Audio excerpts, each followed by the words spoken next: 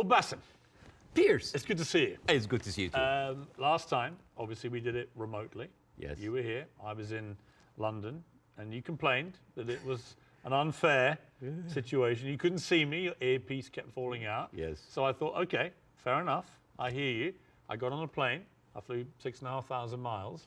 And not only that, we're doing it in somewhere that is very familiar to you. It's the Comedy Store in Los Angeles, where you performed many times as a stand-up. So I've done my bit. You did. You did. I was done about you. Maybe you weren't surprised. I was completely staggered by the response globally to our interview several weeks ago. For many years, the media covering the Middle East has been showing a certain point of view. I'm not going to say bias, but I would say it did not allow certain voices, certain voices from the other side to be heard. And that is why you see the frustration. Whenever you speak to people in the Middle East, they tell you the same thing. They're not very happy with the coverage of the Middle East because our voices are not heard. Now, I am the least qualified person ever to talk about this conflict. And yet, just because I relate some of the talking points that we say and we hear the whole time, people felt heard. And when people have this feeling, they're happy. They have this response. They say, "Oh my God." For the first time, the West are actually hearing our point of view. Some of the point of view might not go well with other people, but at least we have a conversation. And I think that is the reason why people reacted that way. Yeah. It's such an incendiary subject matter. I've never seen social media so ablaze with hostility on both sides. Did you actually, as well as enormous praise from the Arab world, did you also get criticized by some parts of the Arab world for not going perhaps hard enough? Oh, you didn't do that, you didn't do that. The thing is, this is like, you're damned if you do, you're damned if you don't. Right. If you don't speak up, why don't you speak up? If you speak up, you didn't speak up enough. If you're done, why are you if you speak up too much, oh, you're taking all the attention on you. And I love that fact, because people always who accuse people of being the center of attention, they are actually not very happy that the attention is not on them. This is actually like a rule on social media. But yeah, there was a backlash, but there's also a backlash from the other side, which I mean, here and other comedy clubs, I worked with people from all kinds of different backgrounds, Jewish, Christians, Muslims, Arabs, atheists, all kinds of people. And there are a lot of people who went into my socials like, oh, so you're a terrorist sympathizer now. And I think it is important to have a nuanced, deep, interesting, intelligent conversation. A lot of people waiting for this are kind of like, yeah, Bاسم, bury Beirs, show him. And this is the problem with the news today. The problem is the news today, it's not about the news anymore. It's about the people giving you the news. So it becomes a show, a circus. Two gladiators in the Colosseum, two pigs fighting in the mud. And this is why people don't get anything out of it. It's a circus. You know, one of the things I heard a lot was, who is this guy? And they weren't talking about me. Sometimes I wonder. Now, obviously, you're very, very well known in the Arab world. You're known as the kind of, they called you the Arab Jon Stewart, and you're well known in America, but you weren't that well known, for example, in the UK.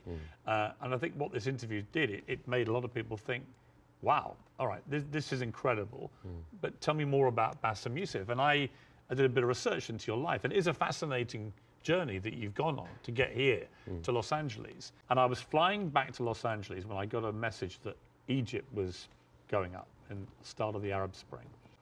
And I went live for the first time, and it was about the Arab Spring, and it was about what was happening in Egypt. And at the same time, you, in Egypt, were actually in Tahrir Square helping wounded protesters, actually medically treating them. Yeah. Yeah, I mean, it kind of gives you a different perspective when you see helpless, defenseless people who are not armed, who are being beaten by security forces, military forces, being shot, being, hurt. And all we can do is just like provide some medical attention. And it kind of gives you a perspective to see how humanity sometimes can show its most ugly face.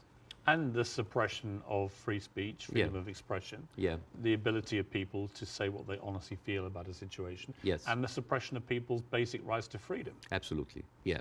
I have been having death threats like never stopped since 2011. Never stopped. Have they continued since our last interview? Oh yeah, they never stopped. People threatening to kill you? All the time. Why? For what reason? Oh, for just saying something that they don't like. It doesn't bother you? I mean, if you die, you die. You know? Even like at a certain point, I actually had like private security. And then I told them I can't. I cannot live like that. If that's my destiny, if I die, I'll just die. Before we end, can I Yes. show? Okay. So this is a gift from me and my wife. This is olive oil from the West Bank. Ah? Whenever I go to Jordan a lot, but my wife also like ask for the oil from the West Bank. It's very good. It is the best oil ever. And the thing is, the olive trees, they survive up to 600 years. And they are passed from one generation to the other. And it is like a family heritage. And the way that you do it, so this is za'atar. Za'atar is basically thyme, and you add to it sesame and a bunch of herbs. And the way that you eat that, you take like a piece of bread. We don't have to do it now, maybe at the end of the interview. Yeah, we'll do it, yeah. And you soak it a little bit in the oil, and then you take the za'atar. And I'll demonstrate here. Chuk, chuk, chuk. And then here. I love it. Well, I love Arabic food. So at the end of the interview, you're leaving with this oil. So I will take that. It shows that. Well, thank you. And it's very kind of your wife. Thank you. Thank you very much for me. Obviously, you started the last interview with, I mean, I would argue savagely dark humour involving your wife. How you've been trying to kill her and she was using your kids as human shields and stuff. And I'll be honest with you. And I'm still trying to. But you know what? When I failed, you know what I did? I went out to the house and I just like randomly slapped other neighbors. So, you know, it's interesting. By mistake. Now, this time I'm ready for you, okay? This time I'm ready for the humour. Oh, you're ready, okay. No, but it's interesting because last time I was very taken aback and I remember feeling very uncomfortable, unusually uncomfortable, and thinking I didn't know how to react to that. I didn't know whether I was supposed to laugh or be silent, and I sort of ended up sort of slightly grimacing, half laugh and listening. And then I realised it was very powerful what you were doing. It was satirical, but it was savagely satirical and extremely effective. And that's why I think the interview did so well. You know why? Because all I did was just take the talking points that's been in the media, not just for after October 7th, all through the conflict. It's always like, we need to kill it. All right. You need to kill 5? No, kill 10. You need to kill some? No, kill all.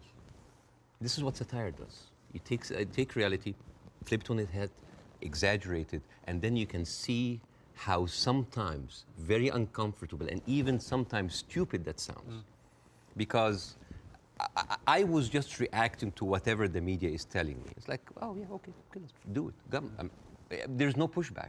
So suddenly, the person who's proposing the most extreme measures is like, oh, we'll take it, oh no, that's too much.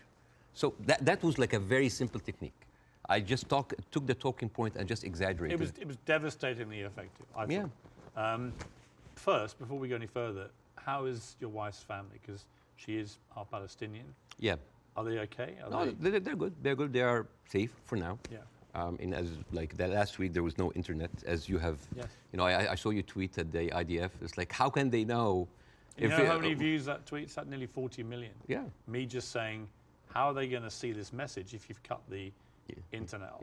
Yeah. But the reaction to that tweet I did was enormous, as everything is in this thing. And I had a lot of people say, finally, Piers, you get it, right? Finally, you get it. And I wanted to say, listen, I'm trying to reach a place where I get this, but it's an incredibly complicated issue for someone who is not Arabic or Jewish to poke their head into. I'm going to be completely straight with you. I discussed this with Jordan Peterson this week, and he did a pretty incendiary tweet in which he said, give them hell, Netanyahu, enough is enough. And he was actually very self-reflective about that in the interview we did this week, where he later issued a 20-minute video because he said sometimes a one-line tweet can be unnecessarily inflammatory to people. Much better to take time to explain it. Here's where I've got to with this conflict now. I viewed what happened on October the 7th as an absolutely appalling atrocity, a terror attack of unimaginable horror. And I absolutely think that Israel has a right to defend itself from the people who committed it, Hamas. And I've questioned for the last 3-4 weeks, what is a proportionate response? And I have said repeatedly, I don't know the answer. I want people who have a view to have a view about that. And I'll ask you again about where you think we are with this. I also acknowledge that Hamas live amongst civilian population in Gaza. And therefore, if you do what the Israelis are currently doing, which is a ground offensive into Gaza, a lot of civilians are going to get killed. And at what point does that become disproportionate or even illegal? And I don't know the answers to those questions. And I have a moral quandary because my instinct is to say that Israel has no choice but to respond to what happened in a very forceful manner. I understand why they want to eliminate Hamas altogether. I understand that if they feel they can, then perhaps we can move to a two-state solution or peace or whatever it may be, although I don't think Netanyahu will ever be the person to do that. But the moral question for me is, at what point does this become disproportionate? And when you see thousands of children being killed in Gaza, it fills me with utter horror. And then people say, well, do you condemn it? And I find it very easy to condemn Israel turning off the water, Israel turning off the power. I think it's ridiculous that Israel should have that power over millions of people who are not part of their country. I think it's terrible what's happening in the West Bank with the settlers. I think that the stuff there is completely easy to condemn. But can I, hand on heart, condemn Israel trying to destroy Hamas after what they did on October the 7th? That is where I'm struggling to find myself saying I condemn it, because I believe that they are right to try and destroy Hamas. Now, what do you feel about my moral quandary? First of all, let's start with condemnation. Yes. You want my opinion? Yes. Condemning Hamas or condemning Israel? Yes. Completely useless. Completely useless. Why? I condemn Hamas, you condemn Israel, interview is over. What happened? Nothing. One thing that I have noticed, not just on the coverage of these events, the events before and before and before, every time this starts, people say, we don't know what's happening. It's a very complicated situation. Right. What is happening now? And for me, as a viewer, if a conflict that's been there for 75 years and the media with all this technology has been covering it and we hear the same exact words, we don't know what's happening. It's complicated. It's a very complex. That is a failure of the media apparatus. That is the failure to themselves and for the audience, because why every time this happens, it seems like it is happening from point zero. I want to start in a totally different area. I want to start with anti-Semitism. Yes. I think it's an important issue. Yes. I think there is a rise of anti-Semitism in the world, and I think there is. This is very dangerous. And I, as a Muslim, who has been through events where there were terrorist attacks somewhere, and that reflects to us, on us, I can completely feel that. Since what happened, I had text messages from the Jewish friends. Are you okay? Are your wife's family okay? And I was texting them, are you okay? And I think it is very important to agree on the language, because the word anti-Semite has been used and abused, and most of the time not for the good interest of the Jewish people. Because the first 2 days of the coverage, I watched the news and there was a lot of protest that was led by Jewish Voice for Peace. And they were led by people who opposed the Israeli attack on the civilians. And I remember quite well, many of the Republican representatives in Congress came out and they were calling these the global intifada, the global jihad. I love it when they say jihad. They sound like a horse. Jihad. It's very funny. Or they say, like, these are, and I quote, Iranian-backed jihadists. And I said, wait a minute, but most of those people are Jewish. Those people who took over the Capitol, the same people who took over Central Station in New York, which is known as the biggest civil disobedience event in America in the last 2 decades, they were all Jewish. And then I find Nikki Haley saying anti-Zionism equals anti-Semitism. Jewish people in America are saddled by the fact that they are not citizens of America or citizens of the world, but they are citizens of Israel, and they have to back Israel in whatever they do. And these are not my words. These are the words of Jon Stewart. Would you compare that, on that specific point, to the way that people try and say all Palestinians are responsible and accountable for what Hamas do. Yes, yeah. In other words, I think you can be very critical of Israeli government and their policies and Benjamin Netanyahu and the politicians, but that doesn't mean that you have to take that criticism to innocent Israelis who may have exactly the same criticism themselves. And this is why it is very important to have these kind of discussions, because the funniest, not the funniest, the saddest thing that I saw is the people that were in so much support of Israel are anti-Semite themselves. MTG, Marjorie Taylor Greene, you know, she said like, oh, those are, I send my aides, and they took pictures of the protesters. Basically, she's surveilling protesters. And Marjorie Taylor Greene is very known for a very famous post in 2018 where she blamed the California fires on a Jewish space laser gun. Do you remember that? Do you remember that? They put a satellite and shooting laser beams to... It's possible. And not just her. You have Steve Sculalis, thank you so much. He is now the Speaker of the House, and he has been invited before for an organization that was funded by David Duke, the founder of the KKK. You have Kevin McCarthy, and he accused Jewish billionaires of rigging the midterm. So how come those people are accusing us of anti-Semites? And you know what's most interesting? Trump had him for dinner at Mar-a-Lago. And all of those people are buddies with Benjamin Netanyahu. So how does this work? How does this work? I just want to make sure about two things. The reason that I started with anti-Semitism, because I wanted to make sure to clear any confusion that when I speak about Israel, I'm speaking about Israel. Yes. When I speak about Jewish people, I'm speaking about Jewish people. Yes. When I speak about my Zionists, I'm speaking about Zionists. But at the same time, when I tell you why does that happen, it doesn't mean that I condone it. There's a difference between explanation and justification. Those people who are exhilarated, what do they see? They see Israel as a criminal state who is killing their people, and in the same time, they are supported by the international community and America. They have no guns, they have no superpower backing them. All they have is just a feeling of happiness, like, yes, our enemies that we cannot touch them has been hurt. All they can think about, that these are their enemies that have been hurt, right? When people were celebrating terrorist attacks, you know, against Western targets. Of course, I don't condone that. But why? Because those people has been, from a very young age, what have they seen? They're not being heard by the media.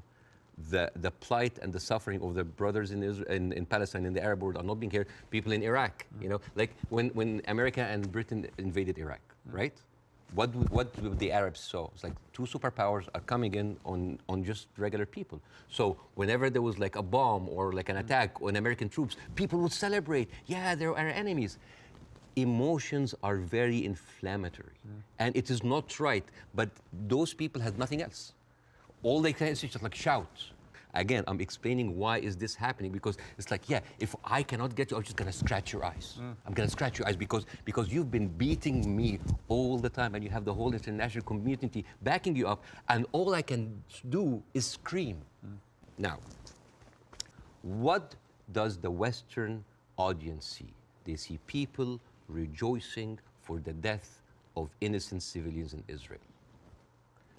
This is what have the Arabs seen for years on the Arab world. For example, if you look up Sidrot Cinema, this is in 2014 when Israel was bombing Gaza as usual, and the Israelis in the Sidrot, the kibbutz or the settlement, they went on a hill and they had popcorn and they had drinks and they were like watching the show and they were cheering with every rocket coming down. This is what we see. Western people didn't see that. Well, somebody found a tweet actually of mine from 2014 in which I said, at what point does what Israel is currently doing to the Palestinian people become terrorism? That was clear that my thinking back then was that they were absolutely overstepping the mark. Absolutely. There is a very famous video for Samer Abu Za'anin, who is like a young kid that he was shot point blank by an Israeli soldier, and he was not allowed to have any medical attention. And as his dead body was being put into the ambulance, the Jewish settlers were cheering. So for an Arab audience, this is what we see every day. So when they say, oh, we heard them back, we heard their people like they heard back, it is not right. But this is what hate does. It escalates, it feeds each other. Radicalism feeds it. It is terrible, and it is just like a vicious. When I invited Jon Stewart to my show, he had to cut the 5-minute standing ovation for broadcast. People were on their feet for 5 minutes. They could not believe it. I remember Jon Stewart telling me, I could never imagine that a Jewish guy from New Jersey would have that kind of reception in Cairo.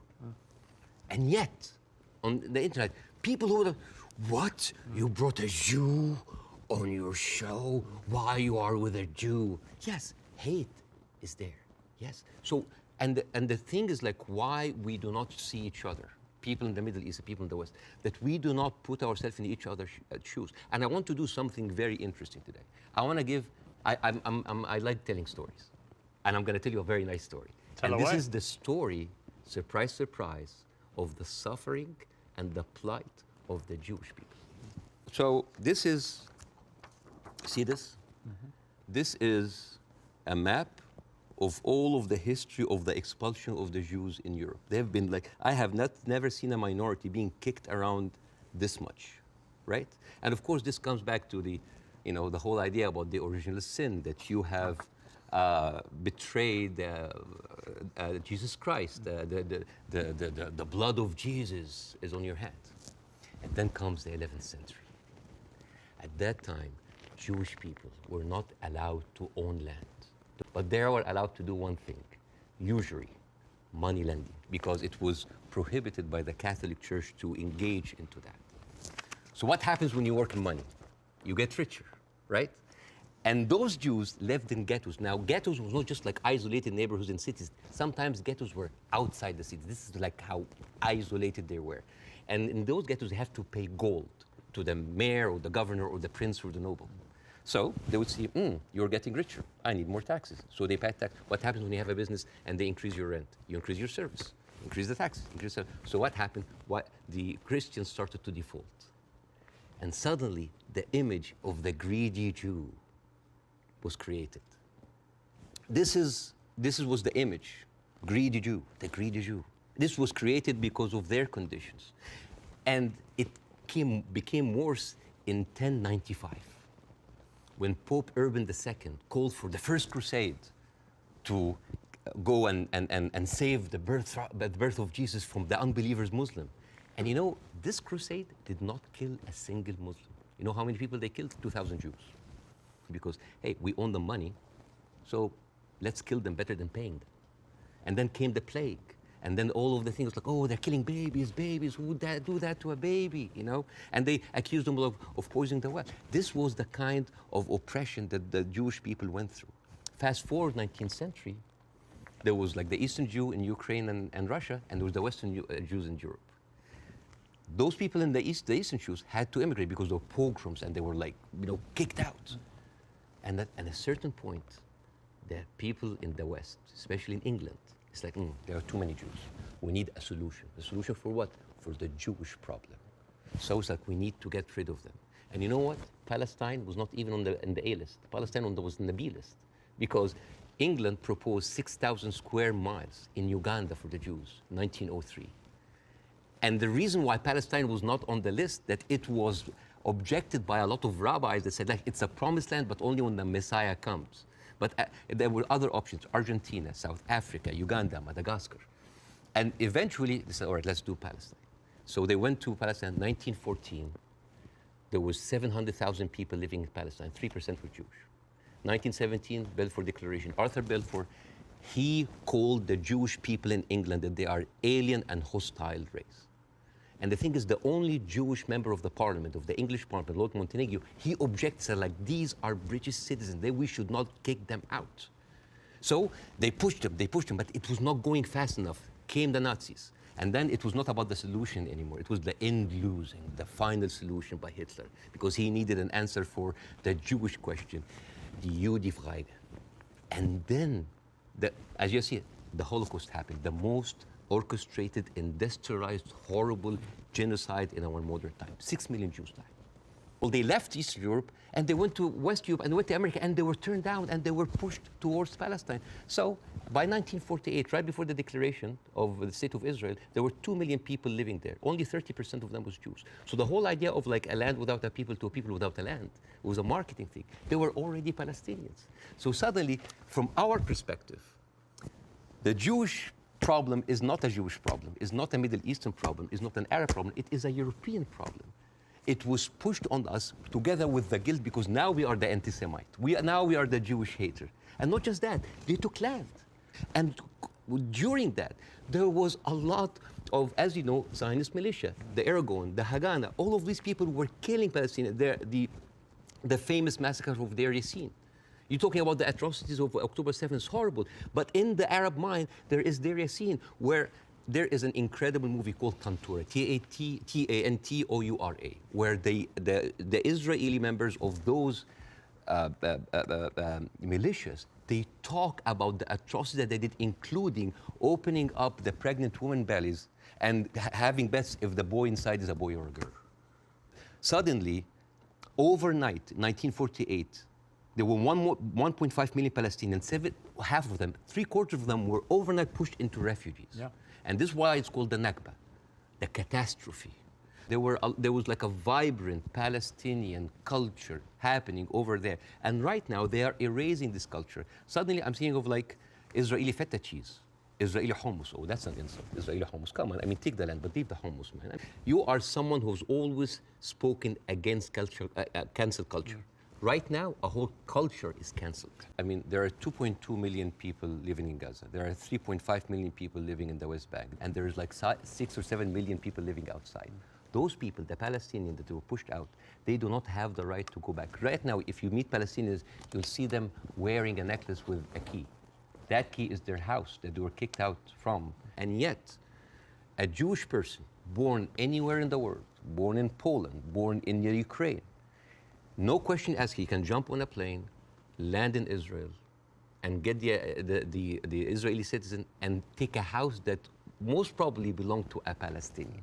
In the mind of the Western audience, they always thought of the Palestinian resistance or the Palestinian side as like Islamic, as militant.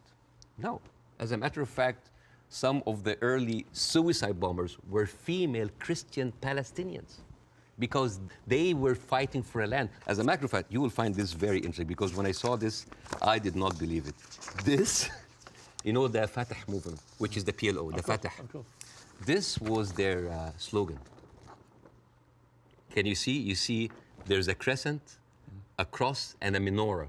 And they say unitary, democratic, non-sectarian. And yet that didn't work. I always hear that like Arabs were giving so many chances for peace. That is not true. As a matter of fact, all along history, Israel didn't give an inch of land by peace. 1973 war, they gave back Sinai because Egypt like initiated the war. 2006, they went out of south of Lebanon because of the resistance they have. Even the disengagement of Gaza, they didn't do it out of the goodness of their heart because they had too much casualties. And even the Oslo Accords, the peace treaty, the one that Isaac Rabin and got the Nobel Prize for, they did it because of the Intifada. So what is the message that Israel is giving to the Arabs? I will never give you anything with peaceful resolution. You will always have to fight for it. There was a video for Netanyahu. He was bragging about sabotaging. He was talking to us like, I sabotage. It's like there was going to be no peace. Yeah, you've seen that, right? Yeah. And in that video, if you remember, when he was saying like you have to hit them hard, 2001, no Hamas at the time. They were talking about the Palestinian Authority. We have to hit them, we have to kill them, we have to make them feel the pain. And then one of them says like Bibi, but wouldn't America kind of just like, so what? The American public is easily manipulated. 80% are with us. It is absurd. This guy is mocking the government and the people who have been with him all the time. It's like, oh, they can be easily manipulated. They can do it. And even, by the way, even Isaac Rabin, the one who actually did the peace accord, he was known famously, said the way to actually beat those children is to break their bones, called the broken bones policy. The thing is, you cannot just say, okay, let's talk about peace. And then you take away my land. Oh, let's talk about it, but I'm going to build settlements. I'm going to suffocate your cities and your villages. See, I think that has been incredibly inflammatory. Yes. Worsening the situation. I think putting back the chance of peace. I mean, Netanyahu, I interviewed Netanyahu earlier this year in the middle of the big social protests in his own country. And I couldn't understand what he thought he was doing, except that it seemed to me political expediency, that he had to get power. Again, he had put a bunch of right-wing headbangers into his cabinet who have incredibly bad records, speak in an incredibly incendiary way about Palestinians, for example, and that he did this for power, and then he launched, because they were pushing him to do it, a ridiculous assault on the integrity of the Supreme Court, the independence of the Supreme Court. And many Israelis rose up. So Netanyahu has become, to me, a big problem. Right? And the people, all the polling shows that. Israeli people are very unhappy with Netanyahu. I don't think he's ever going to actually want to forge peace. And in fact, I think he was instrumental with Hamas in wanting to keep them in power, because he felt that that would create the split with the Palestinians, with two political groups, and that would be good for Israel. And it was leaked in a Likud conference in 2019 that he was bragging about giving Hamas money because this is a way that we can keep Palestinians divided. Right. There's a book called The Fear of Peace. It's by Moshe Zimmerman. And he's an Israeli historian, and he said, like, the average Israeli citizen does not have a vision of peace. Because for 70 years, this is a country that has been, the war has been going on for, they have been expanding because of war, the military is taking over, so the whole idea of peace is not even there. It's not just Netanyahu, like you have, I remember you have interviewed Naftali Bennett. Yes. Naftali, he went after Queen Rania. And he called up shame on Queen Rania. I mean, I was going to ask you about Queen Rania, because Queen Rania accused the West of a glaring double standard. She said, this is the first time in modern history there's such human suffering, and the world is not even calling for a ceasefire. So the silence is deafening, and to many in our region, it makes the Western world complicit. Now, other people said, well, okay, if you feel that strongly, why aren't you taking in any Palestinians? Why is Egypt not taking Palestinians? Why does the Arab world want to constantly attack Israel without actually offering any place to go for the Palestinians? And what do you say to that? That is exactly what Israel wants. And that is exactly what actually starts Third War III. This is the war solution. They've been basically kicked around from their homes. And now another country should take them? The whole idea, why does Jordan take them? Why does Egypt take them? The same question. Europe has 44 countries. Why don't they take Israel? America has 50 states. Why don't they give them Florida? I mean, we seem to complain about Florida the whole time. Why don't they just like give Israel? The whole idea was like, oh, you're Arabs, you're all the same. No, no, no. Because what will happen then? So Israel will move into Jordan? That's like, oh, Saudi, why don't you take the Jordanian? So this is not a solution. This is not a solution. Bاسم, I hear you. I'm not taking a position either way. Let me ask you directly. But I want to say something about what Queen Rania said. Okay. The whole idea about like the West. Yeah. I think that in 3 weeks, Israel morally corrupted the West like no other. I think the West will have a lot of time to recover, because for years, the West has been telling us, oh, look, we're liberal. We're all about human rights. All are equal. Adopt our values. And then suddenly, well, you don't want to even to cease. We don't want to even tell Israel to stop. McDonald's are giving free meals to the Israeli, because like nothing will make you feel better after killing a bunch of Palestinian kids than a happy meal. So do you believe Hamas is a terror group? Yeah. Cool. Okay. So we agree on this. So you have 40,000 of them living in Gaza amongst the civilian population. If Israel has decided to eliminate a terror group, Hamas, as the world did with ISIS, for example, how do you do it? How do you do it if you don't do it the way Israel is currently trying to do it? Exactly not the way that Israel does it, because if you have one of the most advanced military powers in the world, and it takes you 3 weeks, 9,000 Palestinian civilian death, 21,000 injured. As we are talking right now, Israel just bombed Jabalia, which is a known refugee camp. This is not self-defense. You know, like one of the most questions like, does Israel have the right to defend itself? This is a no-value question. This is a no-value question. Don't even know if the casualty numbers are correct because they're all coming from Hamas. And we The should, health authority- and we should believe Israel? No, not necessarily, no. No, I don't believe either side. I don't think we should assume we know exactly how many children are being killed. We do know a lot have been killed, so the moral argument remains the same. But how else do they get rid of Hamas? Not like that. How do they do it? I don't know, but not like that, because they've been trying. But you've got to have another. They have. First of all, I'm not a military expert. Second of all, they've been trying the same thing for years. They go in. I mean, your friend Ben Shapiro, that you particularly despise. Oh, I love Ben Shapiro. He's very smart.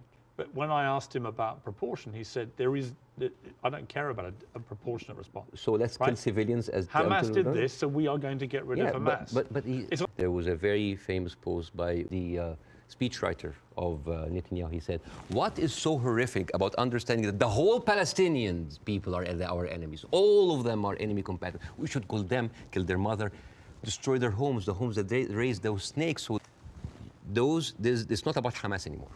This is a way to kind of push them into cyanide. I am sorry, but like anybody who still believes that this is about Hamas is stupid, because I don't agree with that. Really? No, because I think. But why they're? I tell you what I don't agree. There are like 100 people. I think killed any in Gaza country, and any country that suffered the kind of terror attack that Israel suffered, with the kind of death toll that occurred that day, 1,500 plus people, grandmothers, kids, young women being raped, kidnapped, beheaded, it's been reported, and so on. Well, you can raise an eyebrow. I mean, they found a young woman's skull, right? What about the babies that were beheaded? Well, there was a report, and you and I had this discussion on air. You thought I'd said that 40 babies had been beheaded. So what did you say? I never said that. What did you say? I said it's been reported that 40 babies were killed, some of whom had been beheaded. That's what I said. Yeah. Totally different. Yeah. There's a very different. Well, it is different. Yes. This comes to a very important question about credibility. I'm not a journalist, but as a journalist, wouldn't you take anything that an authority would say with a grain of thought? Yes. Especially if this authority have a long history of lying. And I'm just going to give a few examples. 1996, they bombed Qana. It's a refugee camp. They killed 106 people. 2006, they bombed Qana again. 2014, they killed 2 teenagers at a checkpoint. They denied, as usual, but CNN was there, so they said, we have to say it. 2018, they killed a medic, a Palestinian medic, and they fabricated a video showing that it's someone else, that he was a human shield. And then 2010, they killed Ahmed Oraiqat, denied it, then said, it's okay, it's us. And then, 11th May, 2022, Shireen Abu Akleh, a reporter, your colleague, she's Palestinian, American citizen, she was shot in the head. And they provided forensic evidence and even a doctor's video that it was not them, it was Islamic Jihad. How can I expect to believe this regime, especially if the president of Israel comes down with this ridiculous thing? Have you seen that? No. He said, okay. This was reported by Sky News, and it was the funniest thing I've seen so much. Mr. Herzog said, like Isaac Herzog, it's like, we have found evidence on one of the terrorists, a manual to create chemical bombs. And then he showed this, and then this is like, this is a manual of Al-Qaeda. And let me read it to you in Arabic because this is funny. النشرة الدولية المعنية بالتطوير الذاتي والمعرفي للمجاهدين, which basically say this is basically like a catalog for self-improvement for mujahideen. I didn't know that they have life coaches. But let me respond. Yes. I do think the Israeli government has lied. All the time. Right? I do think they've lied. I'm not going to dispute that. I do think they've been caught lying. I do think they've said things that turned out not to be true. I also think that 2 weeks ago, a hospital was bombed. Yes. And it was immediately... Who do you think did it? Well, I'm going to tell you what I think. Hamas immediately tell the world it was an Israeli airstrike and that 500 people were killed and that the hospital had been destroyed. And then as the next couple of days go by, the hospital is relatively undamaged. The car park was obliterated. Many fewer people than 500 were killed. How many people died? We don't know, because actually we're reliant on the Palestinian Health Authority, which is Hamas in Gaza, for the figures. So we don't know the number, but a lot fewer people died, it would appear, than the like 500. 100? We don't know. 50? either way, it's appalling, but it may not have been anywhere near as appalling as was first said by Hamas. But here's the point. Most independent studies of what happened have concluded that it was almost certainly a militant stroke terror group inside Gaza, and they fired a rocket which landed in the hospital car park. In other words, it wasn't an Israeli airstrike. So I have an issue with that, because for 3 days before the attack, the priest and the patriarch of the hospital, because it's called the Baptist hospital, said that they have received multiple warning from Israel that they're going to hit the hospital. And then at the time of the hit of the hospital, one of the top aides of Netanyahu, he tweeted about like we hit the hospital, and then he deleted it, and then basically like Israel gaslighted the world. But It was not us. But that's why I said most independent. No, that's not true. New York Times actually like just published something to prove that it was shot from Israel. And the thing is, No, okay, they didn't. Though. Okay, New York Times has not reported that it was Israel. over 10 years, Hamas launched 35,000 rockets into Israel. And many failed. They killed 69 people. And 25% military, only part of them were civilians. So over 10 years of 35,000 rockets, they killed 69 people. But in one strike, you want to tell me that these glorified firecrackers caused that kind of damage? Yes, it looks like they did, yeah. Okay. Yeah. We can both agree that the scenes in Gaza right now are horrific, because I do feel that. But I don't know how else Israel can eradicate Hamas than the way that they're currently trying to do it. Do you have an alternative for them? Let's imagine like a little boy called Rami. He lives in Gaza. You know, he have a horrible life, but like, you know, it's not that bad. I know he has a cousin in the West Bank. He's living a good life. He wake up in the morning and he found out that he was kidnapped by 3 settlers. He was burned alive by kerosene, and he was forced to drink the kerosene. His name was Muhammad Abu Khudaira. That settlers did that to him in 2016. And this guy, this Rami is being approached by like, oh, join Hamas, join us, let's go kill Israel. No, I don't want to kill. I'm going to live in Gaza. It's a life. But 97% of water is not good for human consumption. Half of the population are anemic. And then he wakes up in the morning. He doesn't think about killing Jews the first thing in the morning. He thinks about being there at 5 o'clock at the first 50 people in the line for bread, because if he doesn't, he will miss the food for his family. And he goes back and he finds a message saying that we are going to bomb your house. He comes back, he loses his whole family. Now tell me, what is a proportionate response for that? I don't know. Hamas will have known when they perpetrated what they did on October the 7th, what the scale of response was likely to be.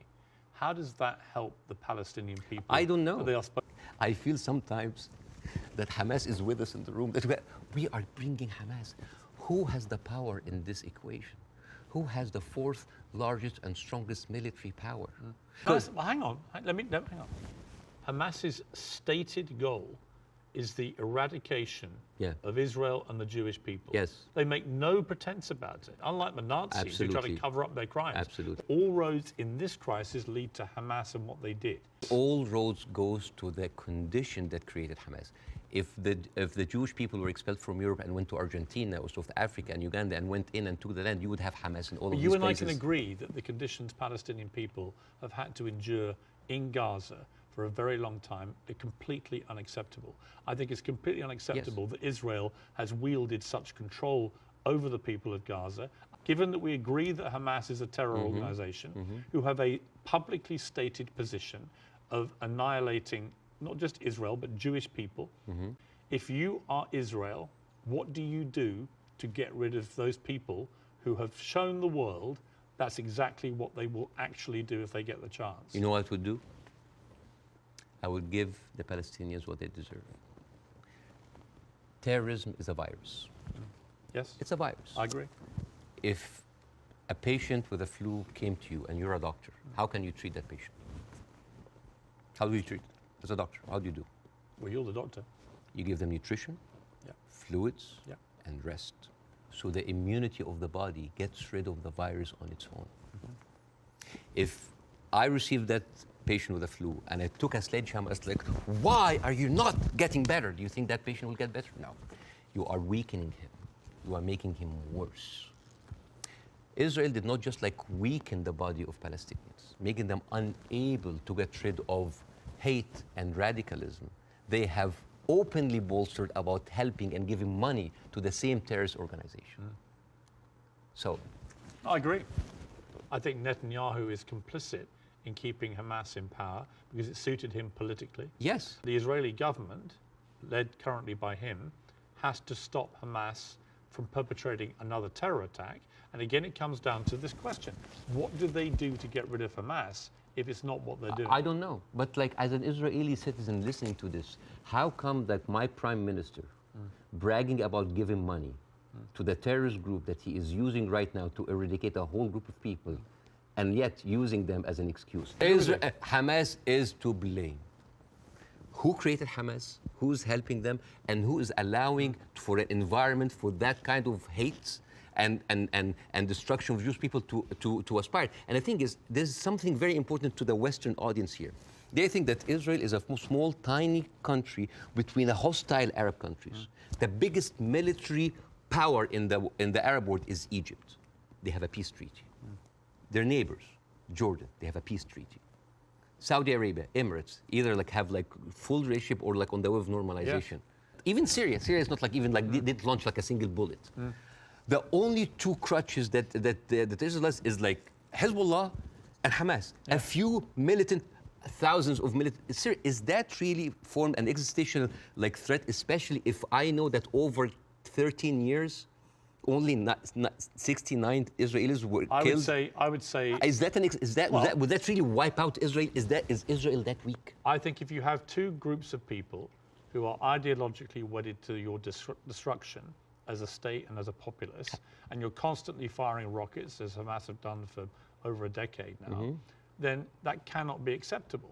You have to stop that, right? These are terrorists who've now shown on October the 7th their true colors. They don't just talk about wanting to kill all Jewish people. They are going to do it if they get the chance. So I don't believe Hamas can possibly stay in any position of authority in Gaza. I think that would be ruinous for not just the people of Gaza, but also for Israelis. So if you're going to get rid of them, which many people think on both sides is inevitable and should happen as a consequence of what they did, the big question is, how do you do that? And I don't know any other way other than the way Israel is currently doing. Hence my personal moral quandary about this. So if a terrorist takes over the Empire State, instead of taking him out, we bomb the whole Empire State? Well, that's the question, isn't it? Proportion. That is not even a question. Well, that was not even a question because that would be ridiculous. You talk about the normalization of the region. Hundreds of Hamas terrorists had gone to Iran for training before this attack. Okay. It had obviously been very carefully organized. But if you're Iran and you're looking at all this normalization and you're looking at Saudi Arabia being next, this is your worst nightmare. So a perfect time to commit an atrocity like this through your proxy of Hamas. Again, I'm not a political expert to know what is the background, but let me tell you. It's a likely theory. Is Hamas justified? Is all of the horrible conditions that Palestinians are living in, is that a justification for Hamas doing what they did in October 7th? Good. So let me ask you the question a different way. There is no justification what Israel is doing now. No Hamas, no terrorist attack justifies this. Well, because you have been there. No, but you have been there. You have stood against the Iraq war. I stood against the Iraq war because I did not believe we had seen evidence that Saddam Hussein had weapons of mass destruction. So we were fighting a war against a country and a despotic leader which had nothing to do with 9/11 as they were trying to claim. It was actually a lie perpetrated on the world, and the consequences were disastrous. 1 million people died. I mean, over 150 British troops died. My brother served in Iraq and could have been one of them. You know, the whole thing was a fiasco, a deadly fiasco. It led to the rise of ISIS and all the hell that came with that. So, you know, yes, absolutely, I fought that campaign against that war, and I wish I'd been successful. But the singular difference here is no one is disputing, least of all the Hamas themselves, that they perpetrated this attack. And I believe Israel has a fundamental right and a duty to defend its people from them doing it again. The question then becomes, how do you eradicate the people who did it? And I just think, given the intense nature of the way the population exists in Gaza, very, very large numbers of people in confined places, and that is in itself unacceptable, and I will agree with you about all of that, and that has to be fixed longer term.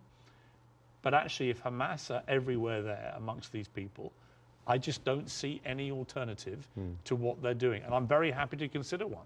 But I don't think you have one either. So if the Iraqis were actually, there was evidence that they were behind 9/11, would that still be okay to kill a million Iraqis? We have a parallel, which is Afghanistan. That raises a different question.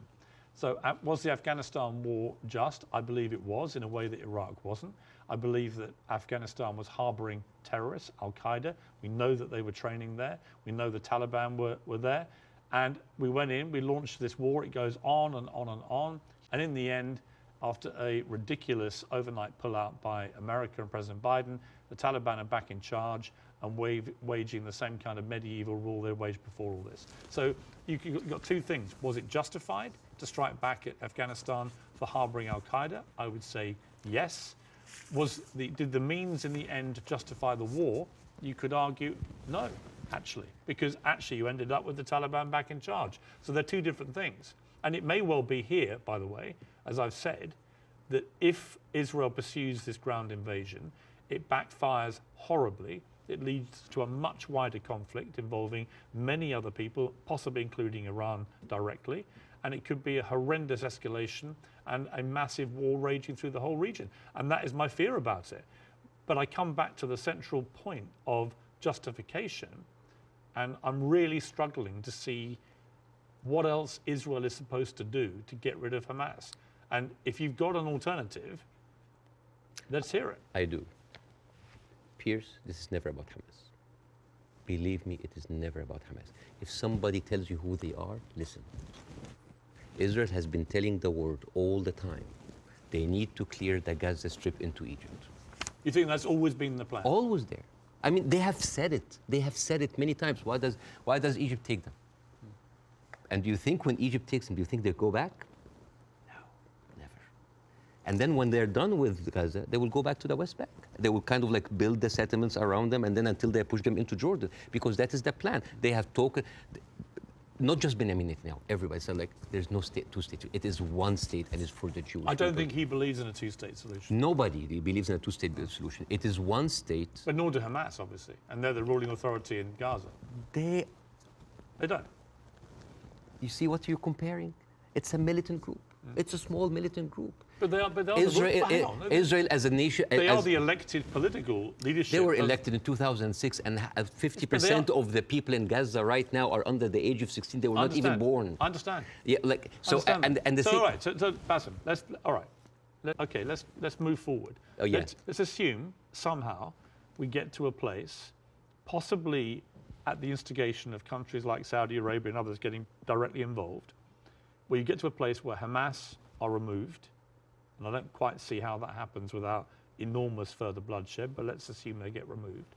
Let's assume that Netanyahu is removed from office, which I think is highly likely just from the fury of his own people. Let's assume we get new leadership in both places. Could there still be peace? Could there still be a two-state solution? No. It can never happen. No, it's not about Netanyahu. It is the policy of Israel not to give the Palestinians their seat. It has always been there. But what if you find leadership that understands? You will not. But why are you so... You will not. Obama wrote in his book, the problem with the Palestinian-Israeli conflict is that one side is extremely powerful and one side is extremely weak. There is absolutely nothing to oblige that strong side to give anything.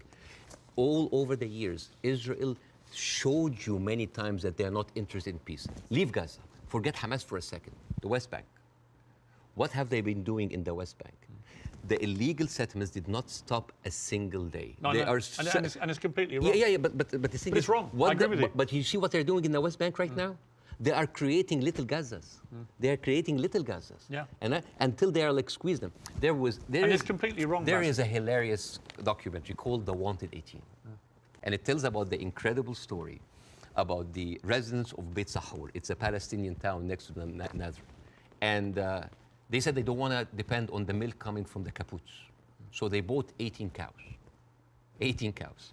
And they didn't know how to milk the cows or have a cow farm. So they were like engineers and doctors. So they sent people to kind of like to learn how to do the farm. So they bought the cows and they started to produce milk and they started to sell the milk to the villages.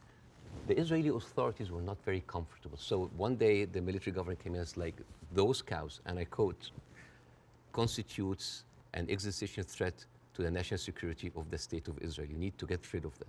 And the movie goes about like the hilarious attempts of hiding those cows between the butchers and the houses. And in one scene, a cow is actually running and the Israeli soldiers are like running behind it and they corner it and they corner it and they're about to kill it. And you know what did the cow say? You didn't fall for this, cows don't speak. Yeah! But you know, it actually said something. You know what did it say? It said Hamas. But anyways. I want to discuss something that is very important because we have been talking about Israel being a democratic state, a secular state for all of its citizens, including its Arab residents, right? Wrong, Yes. wrong, wrong, wrong. 2018, there was a resolution that was offered in the Knesset that say that Israel should be a state for all of its citizens. That seems basic, right? That resolution was not even allowed to be discussed. It's like, wait, why? And the rebuttal was, Israel being the state of all of its citizens would threaten the character of the Jewish state. The town of Nazareth Elite, 2010, the Arab Christians in the town, they requested to set up the Christmas tree next to Nazareth. This is the birthplace of Jesus. And you know what they said? We cannot have it because non-Jewish symbols would offend Jewish residents. But this comes back to what you were saying at the start, which is about the hate on both sides. No, I'm not talking about the hate. I'm talking about this shining example that Israel won't tell the world that we are like the Western world. We are secular. 1950, Yemenis immigrants that came from Yemen, and they were in the transition camp waiting to be transferred into Israel. Their kids were taken away from them and given to white Ashkenazi Jews because they were not white enough. But Hamas never claimed that they are the only democracy in the region. They never claimed that they are secular. They never said that they adopt Western tradition. And they definitely, they did not use that lie in order to carpet bomb a whole country. Okay. Even when Ethiopian people were immigrated to Israel, Ethiopian Jews, women then report, 2013, that's not like 50 years ago. They reported that they were given against their consent and without their knowledge contraceptive shots so they wouldn't reproduce because they are the wrong color. Israel is a racist, apartheid country that is projecting this shiny example of secularism and democracy for the people so people can accept whatever they do because they look at Palestinians as lesser people. And I would like to quote Winston Churchill. He had a quote that say, I don't believe that we have made a great wrong to the Red Indians of America or the black people of Australia because they were replaced by a higher race, a stronger race, a more world-wisely race. I refused to come on your show when your producer first called me for the first interview because I was scared. I left Egypt and I came to America, the land of the free, the home of the brave, but I didn't know that there was a fine print said that you cannot speak about Israel. How many people lost their jobs? Even Bella Hadid. She hasn't lost her job. No, but she talked about death threats. She's talking about like being silenced. Sure. How come that the Palestinian flag is outlawed? By the way, it's outlawed in Israel. If you raise the Palestinian, you go to jail. And now they're saying like the Palestinian flag is a pro-Hamas. No, it's not a pro-Hamas. Now, are we going to outlaw colors and flags? That is absurd. That is not right. I agree. I don't think you should. You should, by the way, I will say this, you should be able to criticize the Israeli government without being accused of being anti-Semitic. But there's another girl like called Yara Eid. She was like on Sky News. And the girl was like crying, like, I lost 30 members of my family, 17 of them are children, I lost my best friend. And then, what did you think would happen forget about empathy. I think a lot of people, what about manners? Well, I think you have to start. I've said this repeatedly. You have to start from a place of humanity. You have to look at what happened on October the 7th and feel utterly outraged and disgusted for the loss of human life. Yeah. And you also have to feel that for what's happening in Gaza to innocent people. But and if you can't feel for both sets of people, both sets of innocent people being killed, if you can't feel a sense of despair and horror over their deaths, you don't have any humanity. I asked ChatGPT simple questions. do Israelis deserve to be free? And you know what they tell me? Yes, Israelis deserve the right like any other people. And then I ask the same question, do Palestinians deserve to be free? And you know what they tell me? It is complex.